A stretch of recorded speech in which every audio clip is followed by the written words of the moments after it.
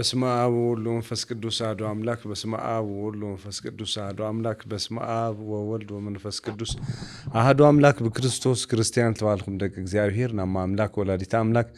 ናቃል ኪዳን ውሉዳት ቤተሰብ ገዛ አብርሃም ቁጥር 3 ከመጸኒሐቱም አሜን ለባህሪ እግዚአብሔር አምላክና ስሙል ተመስገነ እዩ እዚ በምስ ሓውና ሚሊዮን ልግበር መርሃ ግብር እዩ ዶማ አንቲ ካብ ብልሐለፈ ዝተሓተትና ይሕዝና ኢና መልስ መጽኢና ኣብ ብልሐለፈ ተዝክርቶንካ ቁጣ እግዚአብሔር ኢልና ደቂቅና ነርና አው ብዙሕ ሰብሪ ወዩ ካብ ድረይ ወሓደ ሓደ ሓውና ጽቡቕ ሕቶ ይሓቲቱ ኣነ ብመሳርሒ ሙዚቃ ጥራሕ ልቀርብ ዜማ ይሰምዕ እየ ሓሳቤ ክበለይ ከዝናነኒ ለመሳሰሉት ግን እሱስ ሓጢያት ድዩ ይኾነ እዩ ለልዕል ምጥያቁ ብጣዕሚና መስኪንና ገና ይጅምርለ እዩ ገዛ አብርሃም ቁጥር 3 ከዚ ብዙሕ ሕቶታት መጹና እዮም ብዙሕውን መልሲና ሃውና ንኸዲና ማለት እዩ ገና ሊቃውንት ሙና መጽኢና ሃለውቱ ክሳተፉ ክንገብር ኢና ካብ ገዛ አብርሃም ቁጥር 3 ብዙሕ ነገር ክረኽቡ እዮም ኢና ተስፋ ንገብር ካብ ዜማ ዶ ንጀምር ዜማ ታይ ማለት እዩ ተኸክል ለማ አንቲ ዝመልስ እዚ ክንህተለና ታቤተ ክርስቲያን ትብሎ ብዛዕባ ዜማ ለለዋ ምልክታና ረዲት ቤተክርስቲያን ሃምተራ ጉዳይ ይኹን ትትሮ ዜማ ማለት ቱ ና ቤተክርስቲያን ሓደ አካል ሓደ ክፋሊና ታቤተክርስቲያን ብዛዕባ ዜማ ታይትል ለማ አንቲ ብዝርዝር ክንሪና ሱጥራ ይኹን ሳይንስ ኸታይሉ ብስሩ ብዛዕባ ዜማ ታይብል ደቅ ሰባት ለአይምሮ ለልቢ መድኃኒት ደውሎ ፈውስ ዲውሎ ወይስ ጉዳት ይሕማሚ ደውሎ ታይብል ልብለክ ንሪና ብዝርዝር ሰባት ብዙሕ ግዜ ኢንስትሩሜንታል ሚውዚክ ልጥቀሙ አይምሮ ይረጋግዕን እዩ ዲፕሬሽን ስትረስ ይቀንስ እዩ ሌቭል ነገራት ሰልርዩ ካብ ሜዲቴት ለምግባር ወይ ደግሞ ተመስጦ ሐሳብ ለምሰብሳብ ይጠቅመን እዩሞ እዚ ነገራት እዚ ሃመ ያትሩ ታቤተ ክርስቲያንና በኃጢያ ድዩ ልብል ጥያቄ ዝለ ማዓንተ ለምላስ ክንሞክርና ማለት ስለዚህ ዜማ ክንብል ተለና በቤተ ክርስቲያንና ታይብል ርዲት እንይዋ ዜማ ታይ ትብሎ ቅዱሳን አባታት ከብሱ ብዛዕባ ዜማ ታይብሉ በዜማ ታይ ተአምራት ተሰሪሖም መጽሐፍ ቅዱስ ብዙሕ ተቃሶም ማስረጃታት መርዳታት ነው ስለዚህ ዜማ እግዚአብሔር ልሰርሐሉ ተአምር ሰርሐሉ መገድ ምዃኑ መጽሐፍ ቅዱስ ይጠቅስ ይሞ ታይ ተአምራት ተሰርሑ ካብ ሓሊፉ ዓይነታት ኃጢአት ደርፍስ ኃጢአት ለኾኑ ደርፍታት ኃጢአት ይኾኑ ደርፍታት ክንየውዶ በማያ ቤተክርስቲያን ሓደርፍ ኃጢአት ይኾነ ይትብለሉ መንገድ ታዩ መመዘንታቱ ተምታዩ ልብል ክንሪና ካብ ሓሊፉ ግን ሓዝ ጭንቀት ልስምዖ ሰብ ዕረፍቲ ልሰኣነ ሰብ ሃመይ ገይሩ እዩ አይምሩ አፍትኳ እንቆት ለለ አፍቱ ዲፕ ፒስ ነው ለፍቱ ሰላማው በቃ ማለት ዕረፍቲ ለለው ሰላም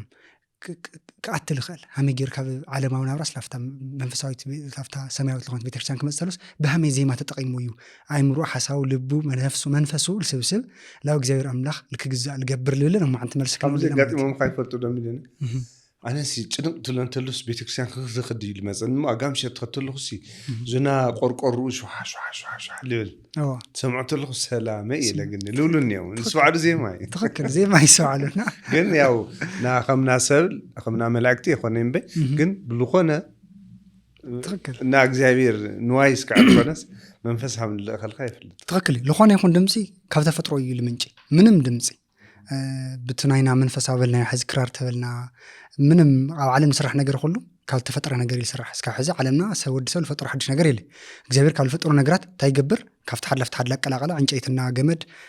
ላገበረ ይሰርሖ እዩ ማለት ይምባይ ምንም ኣብ ምድሪ ሓድወድ ሰው ሓድሽ ፈጥሮ ምንም ነገር የለ ኣብ ተሕት ሰማይ ሓድሽ ነገር የለ ለምስ ሰሎሞን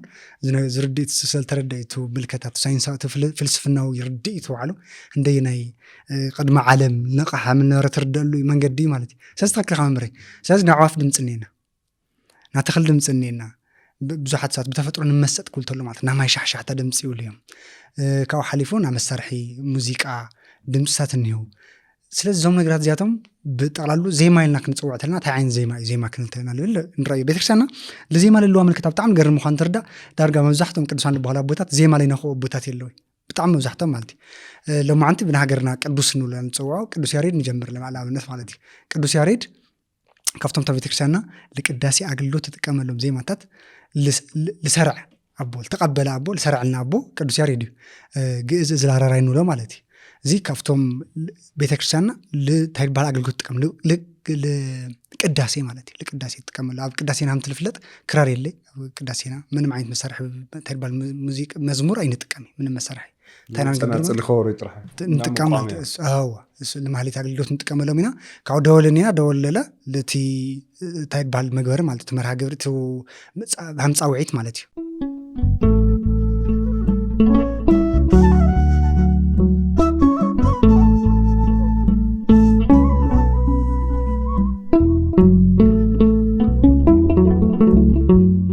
በስመ አብ ወወልድ ወመንፈስ ቅዱስ አሐዱ አምላክ አሜን። ልኸበርኩም ፍትዋት ቤተሰብ ገዛ አብርሃም ቁጽር 3 همت فلت ገዛ አብርሃም ቁጽር 3 ቀረባ ጊዜ በትረኻ ከሚሉ በፖድካስት መጽና ይናሙ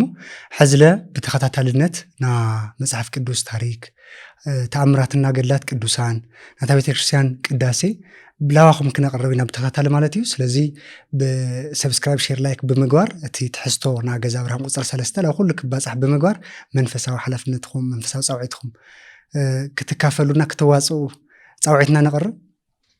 هو بفلاي نجنا ندقكم نتقم لبعلكم ونتقم ناسرحكم تسمعوا تمهارلو بتركا ملكا مصحف قدس مولو كلك قالكم بتوسخ دما مبزحت اسب تامر كري ويم دمو كفصاملو كفواس لا بزح عدتات يخدي كاب تግራይ ወጻለሉ ማለት ግን ኣብ ትግራይ ብዙሓት ጸዋላት እንዮም ኣብ ጸዞም ጸዋላት ሳቱም ታይ ዓይነት ሕማም ታይ ይፍውሱ ሁሉ አበይ ይርከቡ እዚ ሁሉ ትምርትም በተረካም በሁሉም ላተረከብና ፍቱ ቦታ ታይ ተአምር ይፈጸምሎ ክንማሐላልፎልኩም ኢና ገዛ አብርሃም ቁጽር 3 ቤተሰብኩም ሼር ጎሩ ቤተሰብ ገዛ አብርሃም ቁጽር 3 ሆኑ አብዙህዋ እንሕናውም በተደጋጋሚ ክንመጸኩም ኢና ወስብሐት ለእግዚአብሔር እንጥቀመል ደውል እንጥቀሚና ቅዳሴ ግን ሓደ እኹል ሆነ ድምጽ ግን ስለና ወድሰብ ድምጽ ተቀድሚት ወሃው ፕራዮሪቲ አቀድም እግዚአብሔር قدميت لسرعس دمصنا سب ودسبي سزا قداسي ساعات دياقون كان እና ምእመናን በድምጾም ኮይነም በሕረት ኮይነም ዜማ ይዚሙ ማለት ለማንኛውም ለዚሙ ለእግዚአብሔር ለዚሙ ዜማ እዩ ማለት ስለዚህ ቅዱስ ያሬድ ይብል ዜማሲ ቋንቋ መላእክት ይብልሞ ለወድሰብ መሰማያውያን ሐቢሩ ደው ዘብሎ መሰላል ጸሎት ይብሎ ስለዚህ ዜማስ ለቅዱስ ያሬድ ተራ ዜማ ይሆነ ማለት ታማ መሰላል ጸሎት ታይ ማለት አሁን ምስ መላእክት ሐቢርና ለእግዚአብሔር ነምልኻሉ ምስጋናና ሐዘንና ደስታና ተስፋና እንገልጻሉ እምነትና እንገልጻሉ መገድ ይሉ ቅዱስ ያሬድ ይገልጾ ማለት አይግርምካ ሉቃስ ወንጌል ምዕራፍ 2 ለመልክተና ስኮ የብስሮም መላእክ ምስ ብዙሓት መላእክት ሆይኖም ቅዱስ ገብርኤል የብስሮም ለምን ዞንጓሶት ሌቲ ድሓር ግን ቶም መላእክት ክዝምሩ ልሰምዕዎም እሱ ላዘመሩ ኸዱ ይድል ረኻ ምስ መላእክት ሕብረት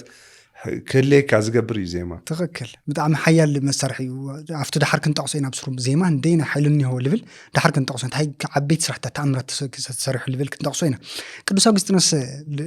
دس ليفل قالت أنا أجرب زيما بحاجوس نزمر سوسي خلتك زيس اللي خلتك زيس اللي حنت زيما بجن خلت تصلت كيرا تقصر زيما لا لا هاي مالتي بزيما الجبر تصلت سي عمرو لبي منفسي حدا جيرو لغزير لك تجزع الجبر حيلني وزي ما يلو قدوس أوغسطينوس يقول مالتي كاو قدوس غورغوريوس زونوس يستايبل زي ما عب هيوت ودسب زلو زي سرعنت أوجيرو زي سرعنت مالت تقع هكت تنوقع دخام ጭንቀት ልባሉ አውስጥና ያለው ናነፍስና ቆስልታት ሲ አዕርዩ ይብልማ ካታ ገብረ ንቅኔት ነፍስ ያስተኻخل ይቃንያ ለነፍስናስ ላፍት ሰማያው ለሆነ ቅኔት ይቃንያ ይሉ ይገልጾ ማለት ካው ቅዱስ ቆጵርያኖስ ታይብለ ምስጋና በዜማ መቅረብ አብ ነፍስና ሰማያዊ መዓዛ ይሕድር ሰማያዊ መዓዛ አብ ነፍስና ካው መንፈሳዊ ጽናዓት ድማ ይበና ይብል ማለት ስለዚህ ዚያቶም ካፍቶም እንኳ ብዛዕባ ዜማ ወይ ብዛዕባ መዝሙር ታዩ ታቤተክርስቲያንና ታዓይንት ምልከታን ይዋሉ ካብዞም ጠቀሱ አቦታት ቅዱሳን አቦታት እዮም ማለት ስለዚህ ካብዚ ሓሊፍና ለምታይና አትሐዚ በዜማ ተሰርሐ ተአምራት ኣብ መጽሐፍ ቅዱስና ታይታዩ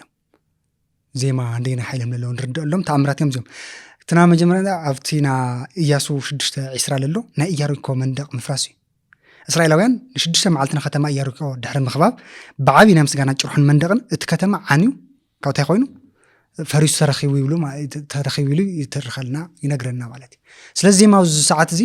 እስራኤላውያን እምነት ነይሩ ተእምነቶም ሐምለ ኮይኑ ግን በእምነቶም ጥራሕታ ይገበረ ያፍረሰይቱ ኢያሪኮ ግንብ ማለት ታይም አፍሪስዎ በዜማ ሆነም እዚያም ጀመሩ እግዚአብሔር አምላክ መሰመስገኑሉ ታይ ሆነቱ ኢያሪኮ ግንብ ማለት እዩ ፈሪሱ ማለት ስለዚህ እንረዳ ኣብ ዜማ ለሎ ኃይሊ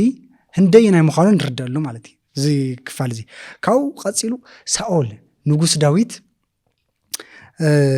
ታይገብር ነይሩ በገና ገይሩ ይድርድረሉሞ ለንጉስ ሳኦል ይጭነቅ ነይሩ ጭንቀት ነይሩ ቅዱስ ንጉስ ሳኦል ማለት ከጭነቅ ተለሲ ይብል ዳዊት ቃላታ ይውጽ ነይሩ መሳርሕ ዜማ ጥራይ ይጥቀም ታበገና ይድርድረሉሞ ድሕሪታ ይኾን ንጉስ ሳኦል ማለት ይዓርፍ ያ ነይሩ ኣብ ልዕሊ ረኹስ መንፈስ ለጨነቀ ረኹስ መንፈስ ይርሕቅ ነይሩ ይብል ማለት حزتها نردا زيما بعلوسي هنديناي طعم زيما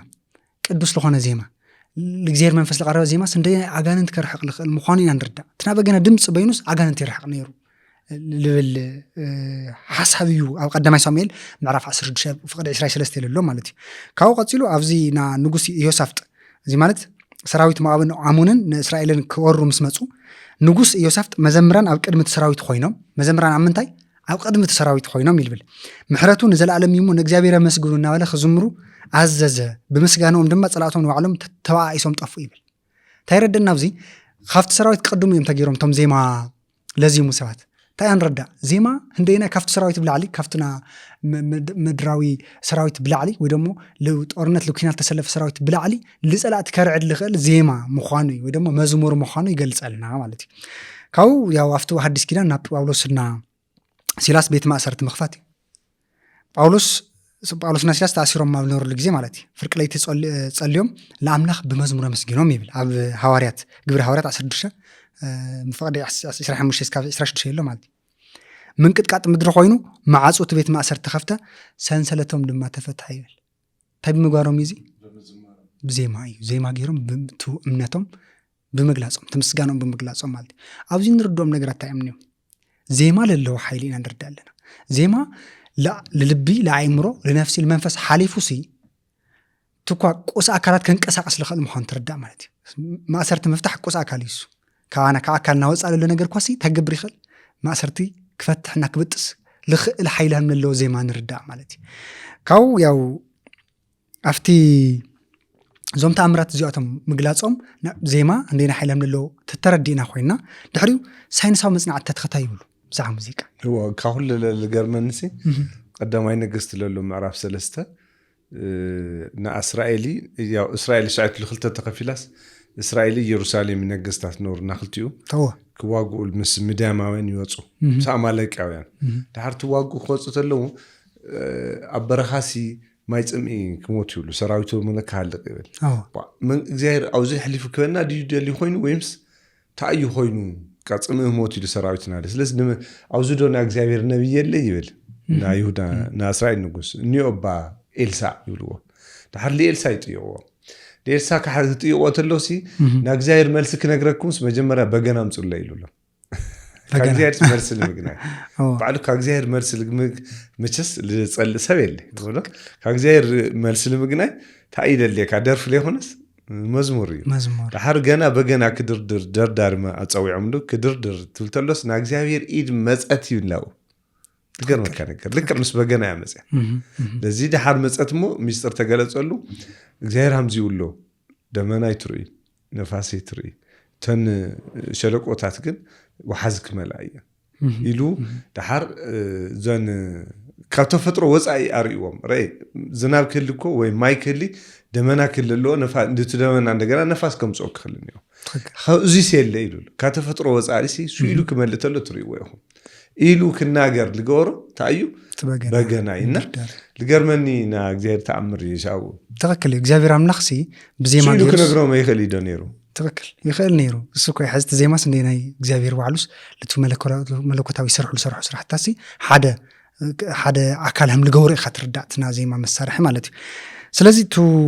ቤተክርስቲያን ኸልታ عن ዜማ ኒዮት ቤተክርስቲያን ተሓደ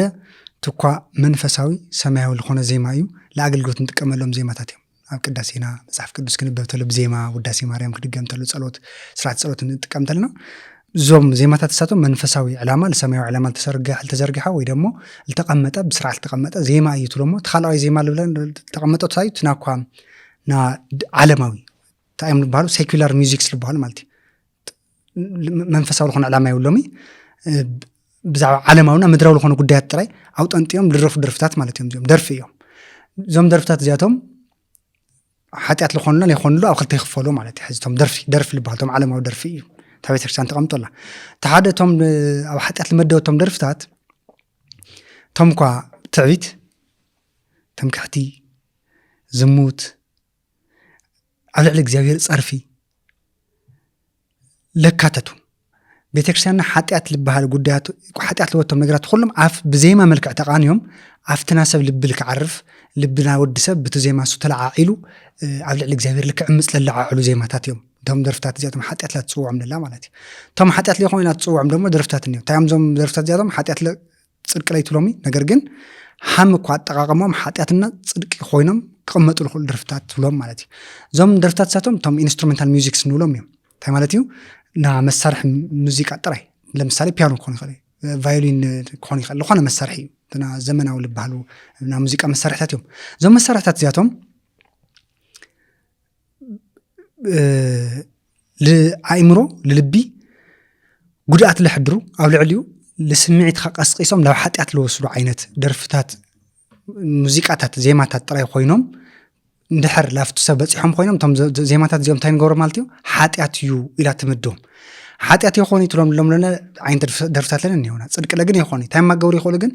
ብኣእምሮ ደረጃ ሰብ ኣብ ጭንቀት ኣብ ድኻም ክዓርፍ ተሎ ክወድቕ ተሎስ እንታይ ክገብሮ ናብ ምርጋዕ ክመፅእ ናብ ሰላም ክመፅእ ሲ ቶም ዜማታት እዚኣቶም ይስርሑ ማለት እዩ ስለዚ ብሃመይ ኢና ንፈልጦም ቶም ዜማታት እሳቶም ለኣና ልጎድኦም ይጠቕሙ ኣእምሮና ለረጋግዑ ድዮም ወይስ ላብ ጥፋት ኢላ ሓጢያት ለስምዒት ቀስቂሶም ላብ ጥፋትና ላብ ሓጢያት ለወስዱ እዮም ልብል ብዝርዝር ክንርኢና ሳይንስ ግን እንታይ ይብል ብስሩ ብቅድሚ እዚ ዜማ ብሃመይ መንገዲ ይርኦ ደርፍታት በተለይ ቤዝ ለለዎም ደርፍታት ይብል ሳይንስ መፅናዕታት ሪሰርቻትና ክነውግዕ እትና መጀመርያ ቤዝ ለወዝሖም ደርፍታት ምስማዕሲ ምውሳኽ ሆርሞን ጭንቀት ወይ ደግሞ ኮርቲሶል ልበሃል ሆርሞን እዩ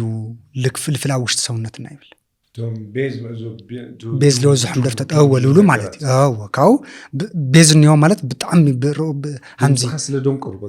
ርጉድ ለለ ብጣዕሚ ሓፊስ ድምፅታት እዮም ካብ ድሕሪት ሃምዚ ቫይብሬት ልገብር ድምፂ ዓይነት ብድሕሪት ለለዎም ድምፅታት እዮም ንሳቶም እዞም ድምፅታት እዚኣቶም እንታይ እዮም ዝገብሩ ኣብ ውሽጢ ሰውነትካ ና ጭንቀት ሆርሞናት ክፍልፍል ይገብር ብዙሓት ሰባት ኣብ ዳንኬራ ሓዲሮም ናጎኦም ተበላሸ መዓልቲ ኢልኾን ብናጉ ለሽዑ ዓቢዶም እዮም ልነበሮም ጭንቀት ረሲዖም ኢሉ መስሎም ካብ ግን ብናጉ ናቱ መስተይ ናቱ እኳ ልነበርዎ ናዕብዳን ደርፊ መዓልቶም ይርብሾም እዘይ ኣይርዱይ ኣብ ዲፕሬሽን ይኣትዩ ድሕሪኡ ተይባል ምፅለይ መነቃቅሒ ምፅለይ ይብሉ ማለት እዩ ቡና ደምፅለይ እዚ ደምፅለይ ይላሉ ላዕሉ ከነቃቅሒ ይምክሩ ተማዕለ ባዕሎም ለጨንቅ ሆርሞን ለመንጨው ሰውነቶም ናግቡ መነቃቅሒ ሆርሞን ገይሮም ከጠፍዎ ይምክሩ ማለት እዩ ሳይንስ ብመረጋገፂ እቶም ኣቦታትና ለሓጢያት ይልወልና ሓጢያት ማለት ማለት እዮም ትብለና እዩ ለስጋ ነፍስ መንፈስ ልጎድ ነገር እዩ ሓጢያት ማለት ስለዚ እቶም ሳይንስ ባዕልታ ይብለስ ለስጋ ከም ልጎድስ መረጋገፂ ለሃበሎም ነጥብታት እዮም እዚኦም ማለት እዩ ካብ ቆፂሉ እንታይ ኢልዎ ጭንቀት ይከራግፍ ኢልካስ ጭንቀት ኢኻ ተምፅእ ትኽክል ተወሳኺ ጭንቀት ልገደደ ጭንቀት ማለት እዩ ትልገርም እኮ ሓደ ሰብ ሕዚ ሎማዓንቲ ብጭንቀቱ ከራግፍ ትደርፊ ትጥቀም ተሎሲ ሎማዓንቲ ተኣኽሎይ ሱሰኛ ኢልኾን ክደጋግሞ እዩ ንምንታይ እንታይ መስለሎ እሱ ልታ ግዜ ስለ ኢንጆይ ልገብርሎ ስለ ልዝናነሎ ልዘልልሎ ይዝናነለኹ ኢልሓስ ኣእምሮስ በቃ ፅቡቕ ስምዒት ይፍጠርሎ እዩ ኢልሓስ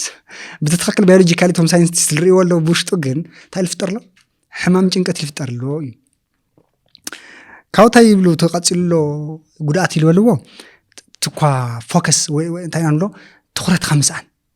የጋጥም እንታይ ማለት እዩ ሰብሲ ኣብ ዓላምኡ ትኩረት ከይገብር ኣብ ቤተሰቡ ኣብ ወለዱ ኣሕዋቱ ኣብ ደቁ ኣብ በዓልቲ ገዝኡ ኣብ ስርሑ ትኩረት ከይገብር ኣብ ባዕሉ ትኩረት ከይገብር ሓሳቡ ብምብትታን እንታይ ገብርዎ ማለት የተሰብሱ ልክደክም ይገብርዎ ማለት እዩ ና ትኩረት ምስብሳብ ሓይሊ ንሪኦ ባዕሉ መፅሓፍ ቅዱስና እንታይ ይብል እመኑ ይብሉ እመኑ ትልጠራጠረ ሳምቲ እኳ ንፋስ ለወዛውዞ ተርባል ይብሎ ማዕበል እዩ መስል ያዕቆብ ምዕራፍ 1 ቁፅሪ 8 ከምኡ ትኽክል ምጥርጣር ማለት ማለት እዩ ሓይልካ ምክፋል ማለት እዩ ማለት ኣብቲ ሓደ ሰብ ተጠራጢሩ እንታይ ማለት ናይ ክኾን እዩ ኣይኮን ኢሉስ ሓሳውስ ኣብ ክልተ ከፊሉ ማለት እዩ ተኸፊሉ እዩ ማለት ትኽክል ተኸፈል ተሎ ሓደ ይሳቅዕልካ እዩ سين خلطوا أخذ خسر لو يهم عمل لدفع ولا انقسق نفس يمثل ولا تطراطير خاسي قلت حسابات خين خامت دوزي لكن بتطرطري خاطر تخك أربعة يكون لا ولا لك تخك حدا لبي تخك لازم أمنت بأمنتهم مسرح أمنت بالترخت مالتي مولو حيل خاص أفتو تجوا أفتو علام أفتو اللي تخصو أو علم مالتي خلي بالك أي تتأرطر له مالتي هذا قدس بيتروسي أفتامين عيله وده أفتام مركز يسوع لما صاري وبمايل رجس هو لرجس أمس لما ريوس واه በቃ ተደንቆም ደንጊጾም መጀመሪያ ታዩ መንፈስ መጽና የሚለው ደንጊጾም ሐዋርያት ካግን አነ ይዞም ይትፍራ አነ ኢየሱስ የምሰሎም ቅዱስ ጴጥሮስ ታይሎ እዘዘን ማነ ከመጽ ይይሉ ማለት ካታጊሩ ደዩ ለፍትማይ ካፍታ ጀርባ ወሪዱ ለፍትማይ ረጊጾር ካታታ ማን ጀምሩ አፍታምነት ኖርት ምጥርጣር ይጀምር ካታው ማን ጀምሩ ማለት ታልነረት እምነት ለሙግዳ ስለመጣት አፍታማይ መስማጥ ጀምሩ ምጥላቅ ጀምሩ ማለት እስካው ከሳዱ ጠለቃ ይሉል ካው ጎይታ የለኒ ኮሞቲ ለብሰለዩ ጎይታና ኢየሱስ ክርስቶስ ለምንታይ ተጠራጥርኻ አሚን ካን ደሆን ከመጽኻ አንበበነት ጀሚርኻ ሳሚርኻ ብጥርጥር ትወዶ ኢሉ ጎይታና ኢየሱስ ክርስቶስ አምልስ ሓውና አምነ ደህና ንርዳ ማለት ታያን ንርዳ ኣብዚ ክርስቶስ ኣብ ውድቀት ኣብ ለይመማን ኣብ ጥርጥር ውሽጥ ኮንካ ባዕሉ ከደህና ካም ንኽእል ትርዳ ኣብ ጥርጣር ድኻም እንዲ ጥርጣር ባዕሉስ ድኻም እግዚአብሔር አይፈርደል ድኻም ካይርዳል ተኸክል እግዚአብሔርስ ዋላ ተጠራጥርኻ ካው ሁሉ ፍሊ ለብሎኮ እግዚአብሔር ይርዳና እዩ ስምጣም ይደስ ቀልምታ ክትጋገል ለኻስ ይርዳካ ስኻስ ካፍታ ጥርጥር ስላፍታ እምነት መጸለም ልምታ ክትጋገይና ነው ለፍርዲ እግዚአብሔር ግን ለምንታ አምደጋገና አይልርዳል ተኸክል ንችኩል ኮና احنا ለፍርዲ ኢና ለቀጻዕትና ንችኩል احنا እግዚአብሔር ላፍት ድህነት ክትመጽ እንት ተዓዘኻ ትፈልዳ ስኸለ ይልሞ ኣብ ሰብ ችግር ይውልይሰ ወደ ለምፍራድ በስማ አና አለሁ ስጋንዲ ድኹን ሰንዲያ ሳሽ ለፍርዲ ንችኩልና እና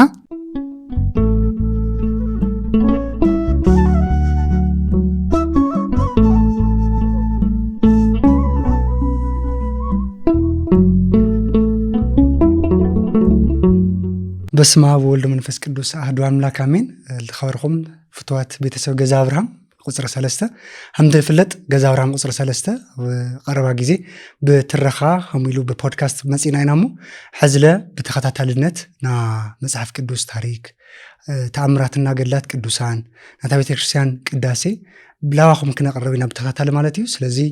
በሰብስክራይብ ሼር ላይክ በመግባር እቲ ትሕዝቶ ና ገዛ አብርሃም ቁጽር 3 ለሁሉ ክባጻሕ በመግባር መንፈሳዊ ሐላፍነትኩም መንፈሳዊ ጻውዒትኩም ክትካፈሉና ክትዋጽኡ ጻውዒትና ነቀርብ هو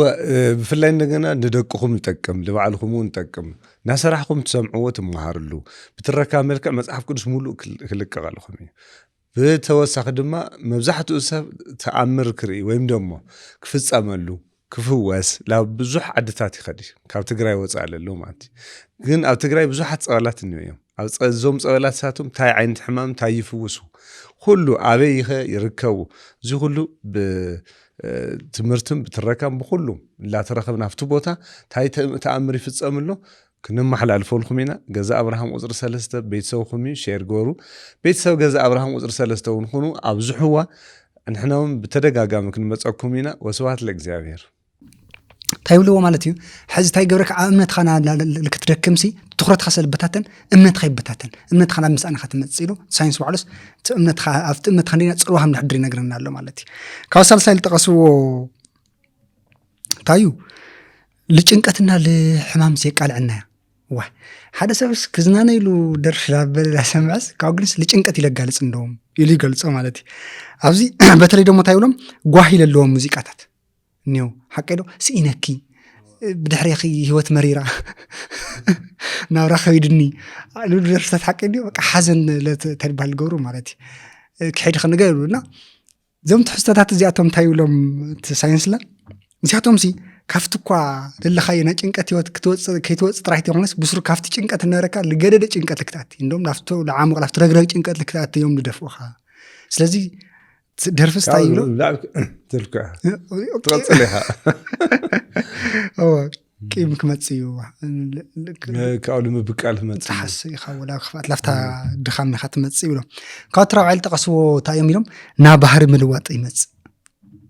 نا بحر ملواط تاي غبركاسي عنጭ ትብል ስዊልኻ ዓወጽ ትብል ዓይን ተናዳዲ ሕርቃን ለካሰብ ትኾን ስለምንታይ አውሽተ خلሎ ታይ ፈጢርኻ ኢኻ ትና ሆርሞን ከሰለዛውዓኻዩ ሰለዛውዓሎ ታይ ይኾን ማለት እዩ ይመጽ ማለት ብዙሕ ግዜ ሪኻ ትኾንኻ መምረ ደርፊ ብጣዕሚ አዲክትድ ለኾን ሱሰኛ ደርፊ ብጣዕሚ ተኣሰር ሰዓት ታግስት ለሎም ሰዓት ይኾን ነምዕጋስ ለምና ሞተ ይልካ ሓዝስቱን የሰነ ታግስት የሰኖም ና መንፈስ ቅዱስ ፍረታይ ታግስቲ ና ገላትያ ተቃሰም ማለት ስለዚህ معقاس يسنك نا መንፈስ ቅዱስ ፍረስ የሰነካ እዩ ይሉት ማን ይነግረናል حزله ሳይንስ ይለውጋ ለهم ይሉ ማለት መረጋገጽ ለሆነና ካውት ሳልሳይ ታይሎም ታይ ደሞ ድኻም ኣእምሮ ይገልጽ ሓምሻይ ድኻም ኣእምሮ ሲደኽም በቃ ተደክም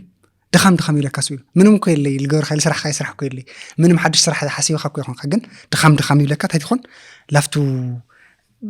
ቶም ኒውሮንስና ኣእምሮካ ስታይ ይገብሮም ይብሎ ልዕሊ ዓቕሞም ክሰርሑ ይገብሮም ልዕሊ ዓቕሞም ብጣዕሚ ክጭንቑ ይገብሮም እሞ ላብ ውድቀት ላብ ድኻም ካብኡ ፍርያማ ዘይኮነ ስራሕ ላብ ምስራሕ ትበፅሕ ተወድቕ ይብሎም ማለት እዩ እታ መጨረሻ ዝብልዎ ኣለዉ ሱስ ይኾነ ትደርፊ ባዕሉ ሱስ ይኾነካ ኣብዚኣ ትመፅእ እዛ ኢንስትሩመንት ከዚ ትኽክል ስለዚ ኢንስትሩሜንታል ሚውዚክ በይኖም ሓንቲ ዝሰማዕኻያ እሳይ ኮንታ ችግር ትመፅእ ማለት እዩ እንታይ ትገብረካ ትኽእል ሕዚ እታ መሳርሒ ሙዚቃ ይኮነ ሓጢኣት ንብለና ሕዚ ሰብ ክርደአና ኣለዉ እዚ እታ መሳርሒ ሙዚቃ ሓጢኣት እያ በልና ታና ግን እታ መሳርሒ ሙዚቃ ግን ሓጢኣት ትወስደካ እያ ኢና ንብለና ሃመይ ሓደ ሰብ እንድሕር ብፒያኖ ናብ ቫዮሊን ኢንጆይ ምግባርና ካብ ዲፕሬሽን ካብ ጭንቀት ሙፃ እንድሕር ተለማሚዱ ኮይኑ ብደርፊ ኣእምሮታ ይኮነ ሕዚ ብትደርፊ ሱሰኛ ይኾን ኢሉ ትኽክል ኣእምሮኻ ዶፓሚን ከመንጭ ተኾይኑ ትደርፊ ስማዕኒ ይብለካ ማለት እዩ ካብታ ክትገብር ኢኻ ማለት እዩ ደርፊ ብሰማዕካ ቁፅሪ ትደርፊ ኣብ ውሽጢ ካለ ስምዒት ከይገብረካ ክኾርኽረካ እዩ ማለት እዩ ቅድሚ ሕዚ ዘጋጠመካ ሕማቕ ኣጋጠመምታት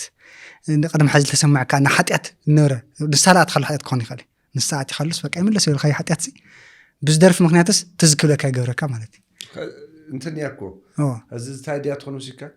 ኣነ እኮ ኢንስትሩመንት ይልሰምዕ ኣለኹቱ መሳርሒ የንበይ ደፍልቆ ይልሰምዕ ኣለኹም ቤት ላብቲ ደፍርኮ ይኸድኩ ትልትኽእል ኢኻ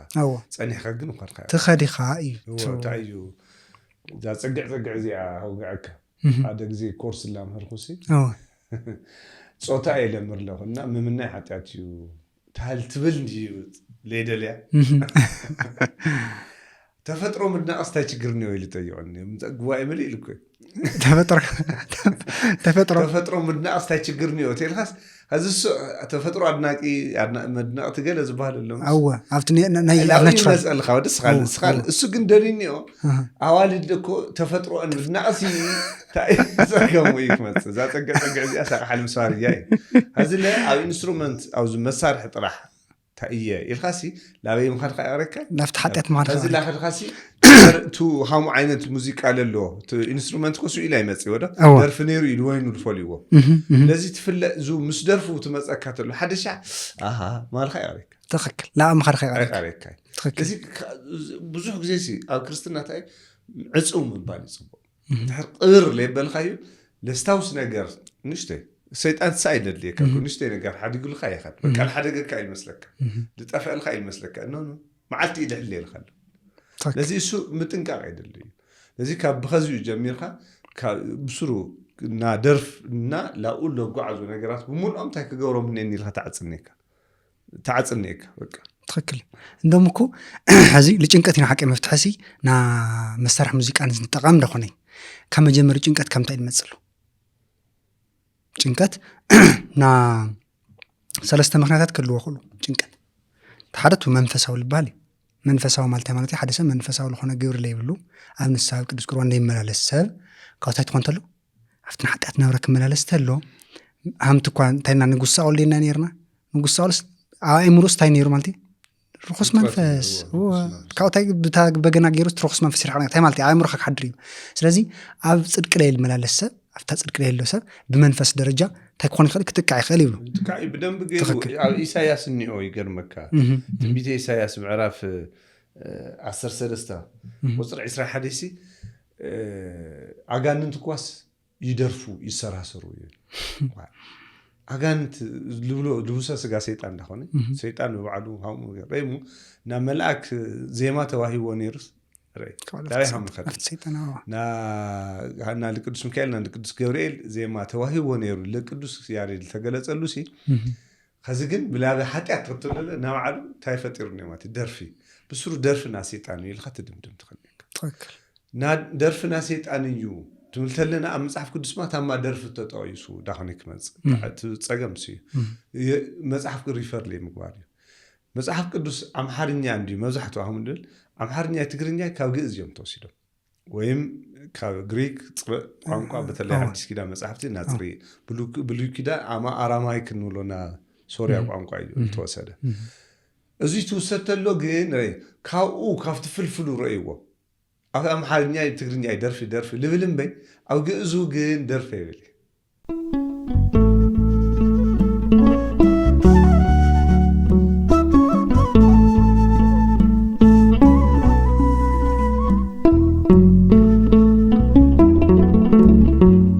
በስመ አብ ወወልድ ወመንፈስ ቅዱስ አሐዱ አምላክ አሜን። ልኸበርኩም ፍትዋት ቤተሰብ ገዛ አብርሃም ቁጽር 3 همت فلت ገዛ አብርሃም ቁጽር 3 ቀረባ ጊዜ በትረኻ ሀሚሉ በፖድካስት መጽና ይናሙ ሐዝለ በተከታታልነት ና መጽሐፍ ቅዱስ ታሪክ ተአምራትና ገድላት ቅዱሳን ናታ ቤተክርስቲያን ቅዳሴ ብላዋኹም ክነቀርብና በተከታታል ማለት እዩ። ስለዚህ በሰብስክራይብ ሼር ላይክ በመግባር እቲ ትሕዝቶ ና ገዛ አብርሃም ቁጽር 3 ላ ሁሉ ክባጻሕ በመግባር መንፈሳዊ ሓላፍነትኩም መንፈሳዊ ጻውዒትኩም ክትካፈሉና ክትዋጽኡ ጻውዒትና ነቀርብ هو بفلاي نجنا ندقكم نتقم لبعلكم ونتقم نسرحكم تسمعوا تمهارلو بتركا ملك مصحف قدس مولو كلك قالكم بتوسخ دما مبزحتو سب تأمر كري ويم دمو كفصاملو كفواس لا بزح عدتات يخدي كاب تግራይ ወጻለሉ ማለት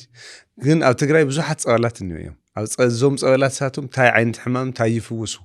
ሁሉ አበይ ይርከቡ እዚ ሁሉ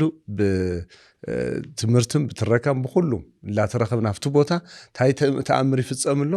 ክንማሐላልፎልኩም ኢና ገዛ አብርሃም ቁጽር 3 ቤተሰብኩም ሼር ጎሩ ቤተሰብ ገዛ አብርሃም ቁጽር 3 ሆኑ አብዝሁዋ እንሕናውም በተደጋጋሚ ክንመጸኩም ኢና ወስዋት ለእግዚአብሔር በፍጹም ለዚህ ላፍሱ ግዕዝ ከድኩም ሪፋር ጎሩ እምበይ ደርፊ ምስ መጽሐፍ ቅዱስ ደርፊ ምስ እግዚአብሔር ደርፊ ምስ ቤተክርስቲያን ሕብረት يقولي أنا أو متنقع إنهم ممري حنتي تفلت يتبهل درافيتي أو تعد درافيتي بيعنا طيب هلاسي طعم كل حزب يسوع درفي يسأل إلاس بدفرت وزي حسبه مالت ندينا دفرت يزي على أملاخ يسوع أملاخ إكزافير لا الخاص كأو درفقن إكزافير يسوع هيصير في الخي موس عندنا دفرت هم لقنيت تسوي خاطر عندنا يتمسح في كل بس لا تقصل من جدي أطعمي هم لخون لا تسوي خاطر حمتي لجمرنا ينقصلو حدا سبسي لجن قلم سستمناتني ولا تحرب منفس درجه يጨነقنا تخلايتاي هرمون مزعي حمتولنا نا ጭንቀት هرمونات ፍልፍሉተለው ክጭነቅ ይኽእል حدث ተሳልሳይ ለ حساب ከብዝሕተለው ፍርሕ ከብዝሕተለው حدث ልጭነቅስ ፍርሕ ይመጽ እምነት ክጎደልተለው ተምሳሌ ናጋስ ታይደርነ ይኮን ተልተኸ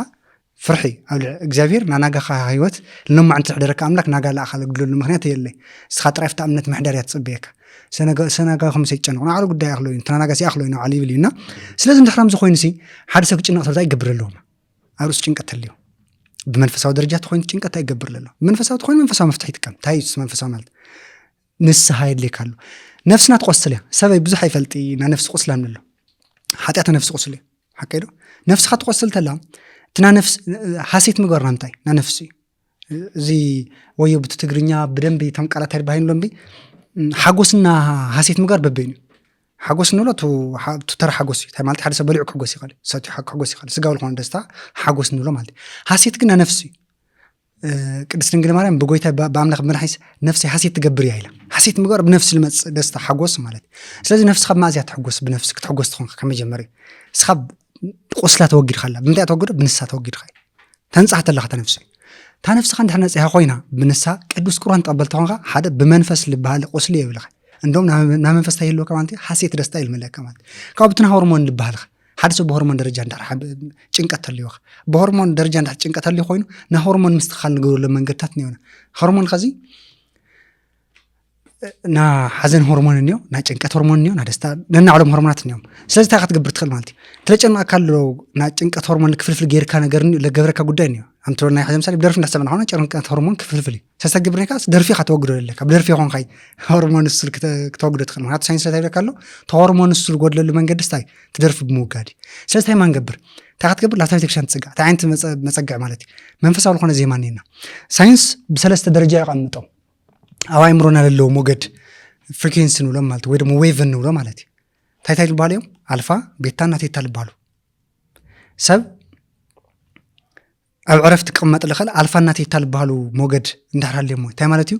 ሓደ ሰብሲ ጸጥታ ክስማዕተሉ ሰላም ክስማዕተሉ አልፋ እና ቴታ እዮም ለምንጭ ይውለም ትርገርም ግን ቴታ ልባል ትርገርም ሳይንስ ለረጋገጸው ማለት ቴታ ልባል ሲ ዲፕ ታይምሉ عمقت له سلام يبلو وما اذا كنا الخلص يبلو ام منفساو مرها غبر تكفلت لخطرت منفساو لخون تغبر تغبرت تاي مالتي صوم صلوت سجدت تغبت لها مزمور تزمرت لخص ساينس يلو اب تيتا درجه خاتو امرخ لمنچو موجد لفلفلوس تاع عين ويف يخون تنا تيتا نقول لنا ما سالساي موجد ነገር ግን حزمت لو وقعنايو حدث انسترومنتال ميوزك تراي بيانو فايولين بمسمع أفتح ألفا كأتي خليل ألفا تمالتي تاسويل سلام نرالنا مالتي لا يمرس يترجعوا كافتو لوش إنك ترايس ناس أتخون نجرجن تايم أفتح عمقت للوا سلام جنا يأتي ولو مال سلاز بهرمون درجة عند حرا مرخا إنك تني خالص بمتى تفتح تدخل مالتي حزي بتقى لفتها بتكشان له زي ما تات مسجع مالتي كاتي لهم مثلا تجورنا يرنا نقدر شارك زي ما تات مالتي إن زل على راي مالتي تايم لهم تم زي ما تات زياتهم كزيم تلا حدث لفتقى عمقت له سلام يأتي ولو مال سأستجبرني حدث مالتي تم زي ما تات زياتهم وجزء خاين لهم تكنولوجيا زماني بزي ما أنا قدوس ياريد زي ما تاتس أفصلكم بس عن ترايس ساتهم بمسمع ترايس لم تكاتي خلي يمتصيه مالتي كاو تايبل مزمور داويد سي مويم دمو نصرت مصحفتاتني هنا اساتهم دغا جيمخا تفلوم تلختم قات سي بلو افتا تيتا تبال درجه استاتي افتا ويف ساس تنقسقس يبلو مالتي ايمرونا سافتو تويف سو لطقم يبلو مالتي ስለዚህ መንፈሳው ለሆነ መፍትሒ ክንጥቀም ንኽእልና ኢሉ ቱ ሳይንስ ይረጋግጻሉ ማለትይ ካውት ሳልሳይ ታዩ ሐሳባት መብዛሕና ፍርሕ ተልዩ እዩ ዘመጋዛተን በህመም ክፍትሕ ይልቀሉ ሓደ ሰብ እግዚአብሔር ክጽጋተሉ ታይሆን እምነቱ ይጥንክር ብዙሕ ጊዜ ታይኒ አነ እግዚአብሔር ኮ እሞ ጥርጥር ስኔ ንውሽጠ ይስጠራጠር ይወደይ አነስ እምነት ሲኮ በቃ ከአምን ሰይኸል ይለካ እግዚአብሔር ምሳመን ኻና አይብሊ ሐዝለ ልክታምን ለና ወራ እግዚአብሔር ሲ سخاس قطعت أخودي خنا عسى ولا إجزابير بقى لي ولا خاخون خنا عيدو أمنت لي ولا خاي تجبر لي ولا خاي بقى منهم لي ولا خاخون خنا على إجزابير بقى بعده مسيح حزي سخكت ملأ إنه مسيح بالله إجزابير تم كده سام بتاعتنا كم يبلو منهم دحين خاص منهم يبلي الخنا عندهمكو كافتنين للمسا ليبلي للمسا يكو حق مالي خيدو حكيدو نين للمسا كو عندهم تاخويني خيدو حزينو منهم تيتوسخ خيدو كويل بل تم خلت تقراصنا تفريساو الجورو صلوت مالتي تايلو أنا تايكا جبريه للو نقدر يسوي علمانية مفريساوي تخكل تايلو لو تفريساوي للو نقدر كوي تناجر تاينو يسوم يوكو أنا يلحقي مسوح لي مسوتيه حقتها تخسف في ميلو حظ فريساوي بزر درجة زيكم منن حتى أتيولي تاجيرو للو نقدر يتناجرو نقدر جن نين مالنا عقد مجزير للا كان نقدر هم تعيد حس خام مقرابنا ليه بالخاخون خاقد مجزير مقرابس تاي تحدي تسألو تانيا تايلو تو قراسي أنا حتى أتنيا بدلني صدق إيه بالله أقدم يخص زيني هني للقروة صدق إيه بالله سلسة هاي جوري لو الجزائر مالتي ما حرني له كمان صديق تمري شيلو تلاقي نوره لا الجزائر تمثل خاصي أترف خالد خد لي ببزخرة وصل لي قولوا له خان على الجزائر بك أترف حكى نقدر قد حيس خينا يكون مكالج أنا أكلت خون قويت الجزائر بك أنا شيء جبت عمي جنّ الله أنا همزي يقول لنا له همزي هتحسسون بيت سونين لا يلصبه تفلتي خقويت هاي رد إن ماليو نحرف تمرتي بصراحة قبل خواني خان أقول لك أقول دايسي الجزائر طالك كات تجبر لما تاي الجزائر بقول ناي خاف قاري يلصبه لا أيوة حكاتي ناي خد ليتنا ناي خاف قاري ترى يلصبه له سلازي زوم سلسة منقرتات ياتهم تكت جبرت خلي خمالتي كافت لك كان أجنكت نا بعمره بلبي بنفسي درجة للك أجنكتي للك هذا خميس تكت جبرت خلي خلاف تبتكر مسيحة دحنا تخاكت فتسم تخلي خيلهم تم منفساوي مفتحات يقمتوا لنا تم كده سنة بوتات مالتي سلازي موسيقى حتى أديو تمسرح موسيقى ويتموسيقى خوني حتى أتلقونه تمايو تقعد تقاق مناجن حتى أتجورو تلوسدنا من قدقن لو حتى أتوسدنا سلازي موسيقى تايو حتى أتلا ቅዱስ ላይ ሆነ ታማይ ገብረልና ማለት ናይና ተቃማ ግን ኃጢአት ቅዱስ ይብሎ ስለዚህ ዜማ ሁሉ ዜማይ ለማን ነው ኃጢአት ለዜማይ ነቅድስና ለዜማይ ተገንገር ግን ታይ ዜማ ለውለ መንገድና ተቀመለ መንገድ ግን ቅዱስና ኃጢአት ይብሎ ስለዚህ ብዙ መንገድ እዚ ሓውና ቲ መሳርሕ ሙዚቃ ተጠቂመስ ካብ ጭንቀት ክወጽ ደለ እና ይጠቅመን ይሞ በሃሜክ ተቀመለ ለካዩ ለበለጸ መፍትሕን ይካ ካወጻይ ካፍቶ ኢንስትሩሜንታል ሚውዚክ ለበለጸ መፍትሕን ይው ስለታዩ ለፍታና ቤተክርስቲያን ዜማታት ቀረብ زيماتات النيوكا أفتح بترشان تقمتو بترينا بجناسي بتعمل كويل جرم بجناس بزحسة أي تكملي ثيرابي يوم تكملوا أفتونا ساينس للو سوات مال ثيرابي تكملوا تعملتيو نبغينا دمسك خفاتو ما تايك جبر تسوق سمع تلص هيلي جبر يدحن هرموناتوس كايرو لافتنا سلامنا نافتنا عرفت لكم تسيجورونا سلازم مسرح موسيقى نحر لي خا كون خاله مسرحي اقمت تلغات بيتشان تايتانيكا تمنفسال خون مسرحي بغنا حديو كاو كرار قاصيل لنا تمنفسال قمت تلغات بيتشان خا نيكا تو فايوليننا بيانو كعرفك كله لا يمرخايو تبغنا جن نفس خاله منفس خاله لفوسنا لدحنيمو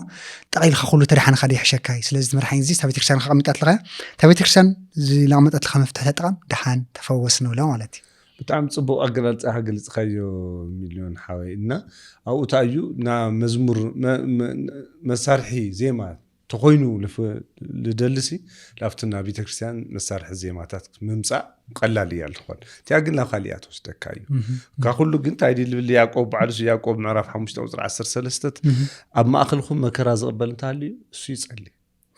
ወዶት መከራ ልረኸብት ኮይኑ ይጸልይ ምክንያቱም መፍትሄ እንታን ካብ ፈጣሪ ክረክብ ዝተሓጎስ እንታልዩ ግን ይዘምር ዝተሓጎስ እንታልዩ ይዘምር ተጨናቕ እንታልዩ ይጸልይ እዚ እዚኦም ምዃኑ እንዳሕር ተገንዚብና ካብቱ ዞም ንብለለና ላብ ደርፊ ልወስዱና መንገድታት ካብኡ ወፂና ላብ ቅዱስ ዜማታት ንመጽእ ኣለና ሉይኮ ቅዱስ ልብል ቃል ትወሃብሎ ቤተክርስቲያን ልተፈለየ ልመን ለእግዚአብሔር ልተፈለየ እዚ ለእግዚአብሔር ልተፈለየ መዝሙር እዩ እዚ ምስተዓል ይድል እዩ ካብኡ እንደገና ግን መሳርሒ መዝሙራት በባዕሉ ከዚ ለቅዱስ ዳዊት እኮ ነቢያት እዮም ወዶ ነቢታ ማለት መጻያት ለሐላፊያት ክፈልጥ ልኸለዎ ተገሊጹሉ ማለት እዩ እዚ ቅዱስ ዳዊት ዘርዚርዎም እዩ በገና መለከት መዝሙር 150 እዎ መዝሙር 150 ብሙሉ ገሊጽዎም ታይታይ ድዎም በገና መለከት ጭራ እዚ ዋሽንት እዚ ፋጻን ብሎ እሱታት ዘርዚርዎም እዩ ስለዚ እዚ ልዘርዘረሉ ለምንታይ ፒያኖ ለይበለ ለምንታይ ኦርጋን ለይበለ بتنبيت مرأي سينو وتنبيت لنا كل يخاطر تخكل عندهم الكريستوس نا مجرش زمانات لكو تنبيتات تناغر كو داويت نا داويت بتنبيت منصرنت لمسارحታት እግዚአብሔር ልገለጸሉ ግን እዚኦም እዮም ተኸክሉ ያ ቤተክርስቲያን ነጽራ እዚኦም እዮም ለነፍስ ነፍስ ለዋሃዱኻ ኢላ ነጽራና እዚ ምኻኑ ተረዲና ሓውና ስለለ አካልና ሕቶ ጣዕሚና ተሐጉስና ገዛ አብርሃም ቁጥር 3 ከዝውን ሕቶታት ታልዮምኩም በኢንቦክስ በቴሌግራም ኒኩም ዋትስአፕ ሁሉ ላአኹልና ይኹም ስልክለ ተደሊኹም ያው ስክሎር ክገብርዩ አው ለልጠፍ ስልክ ገይርኩም ደውሉልና ይኹም ስለነበረና ሰዓት እግዚአብሔር አምላክና ተመስገነ ይኹን ወስብሐት ለእግዚአብሔር